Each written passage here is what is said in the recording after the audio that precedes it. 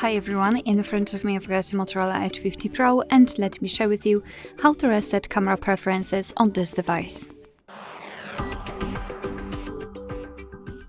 So let's begin with opening the camera app, and I hope that you can see those grid lines.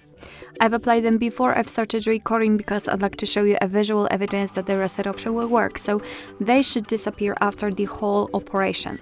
So all we have to do in order to reset camera preferences is to enter the settings, which are right here in the right upper corner. So let's tap on it and then scroll down to the very bottom to find reset options. So let's tap on reset and tap on reset again.